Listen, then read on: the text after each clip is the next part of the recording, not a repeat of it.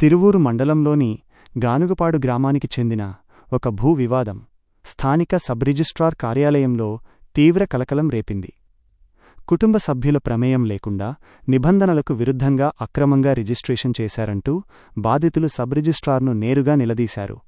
దీంతో సమాధానం చెప్పలేక నాకేమీ తెలియదంటూ సబ్ రిజిస్ట్రార్ తన సీటు వదిలి భయంతో వెళ్లిపోవడం స్థానికంగా చర్చనీయాంశమైంది.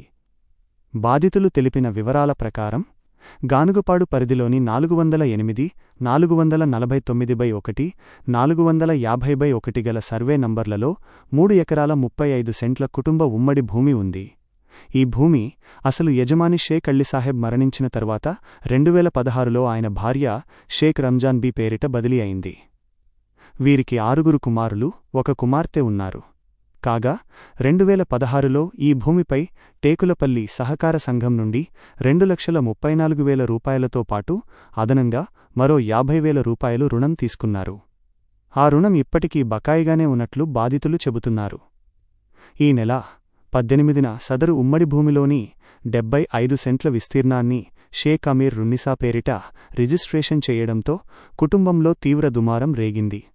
కుటుంబంలోని 4 కుమారుల సమ్మతి సంతకాలు తీసుకోకుండానే ఈ రిజిస్ట్రేషన్ పూర్తి చేశారని బాధితులు ఆరోపిస్తున్నారు. తండ్రి మరణ ధృవీకరణ పత్రంగానీ, బ్యాంకు రుణం తీరినట్లు ఇచ్చే ఎన్ఓసీ గానీ లేకుండానే సబ్ రిజిస్ట్రార్ రిజిస్ట్రేషన్ ఎలా చేస్తారని బాధితులు ఆగ్రహం వ్యక్తం చేశారు. గతంలోనూ తిరువూరు సబ్ రిజిస్ట్రార్ కార్యాలయంపై అనేక ఆరోపణలు వచ్చినప్పటికీ ఉన్నతాధికారులు మౌనం వహించడంపై పలు అనుమానాలు వ్యక్తమవుతున్నాయి. అక్రమ రిజిస్ట్రేషన్కు పాల్పడిన రిజిస్ట్రేషన్ అధికారి చాముండేశ్వరి దేవిపై కఠిన చర్యలు తీసుకోవాలని బాధితులు డిమాండ్ చేస్తున్నారు. ఈ వ్యవహారంపై సమగ్ర విచారణ జరిపి తమకు న్యాయం చేయాలని, లేనిపక్షంలో నిరాహార దీక్షకు దిగుతామని బాధితులు స్పష్టం చేశారు. మొదలు పెడతాం మేము, ఎందుకంటే మొన్న సోమవారం శనివారం రిజిస్ట్రేషన్ జరిగింది. శనివారం నుంచి మమ్మల్ని కార్యాలయాలు చెప్తున్నారు. ఆదివారం కూడా ఇలా రిజిస్ట్రేషన్ చేసి మమ్మల్ని న్యాయం చేస్తారా లేకపోతే ఇక్కడే కూర్చోమంటారా? ఏది మనకి గేట్ ముందే కూర్చుంటాం మేము. సత్తుపల్లి నుంచి వచ్చారు. సత్తుపల్లిలో 2 ఉంటారు, అశ్వపేటలో 1 ఉంటారు, 2 ఉంటారు. మా పనులన్నీ ఆఫ్ చేసుకొని మేము ఇక్కడికి వచ్చాం సార్. కార్యాలయాల చుట్టూ తీసుకున్నారు. ఏదైనా అడిగితే మాకేం సమాధానం చెప్పకుండా దాట వేసుకొని రూమ్లోకి వెళ్ళి తలుపులు వేసుకుంటున్నారు.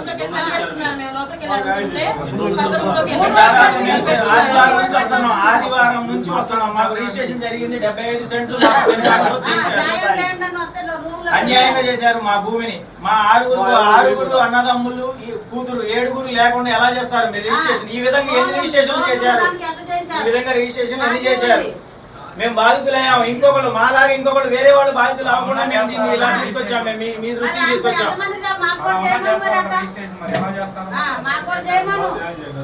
మార్టిగేజ్ ఉండగా చేయొచ్చు అని చెప్పేసి మేడం గారు మాతో చెప్పారు. సరే మార్టిగేజ్ ఉండగా చేశారు కదా మేడం, మాకు కూడా చేసేయడం అని చెప్పేసి అంటే నవ్వారు. మాకెళ్ళి చూసి నవ్వారు. మరి మార్టిగేజ్ ఉండగా చేయొచ్చు అన్నారు. మరి మాకు మిగతా వాళ్ళు కూడా చేశారు మేడం మార్టిగేజ్ ఉండగా అని చెప్పేసి అంటే మాకెళ్ళి చూసి నవ్వారు.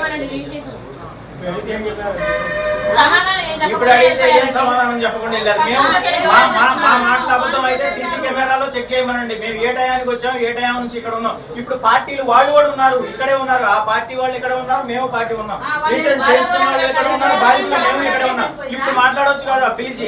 మేము పిచ్చోడమా? మేము బయట కూర్చొని మేము పిచ్చోడమా? మేము బయట కూర్చొని మేము తిండి భోజనం ఏమీ లేకుండా ఇక్కడ కనీసం మంచినీళ్ళు కూడా తాగలేదు మేము బయటికి వెళ్ళి.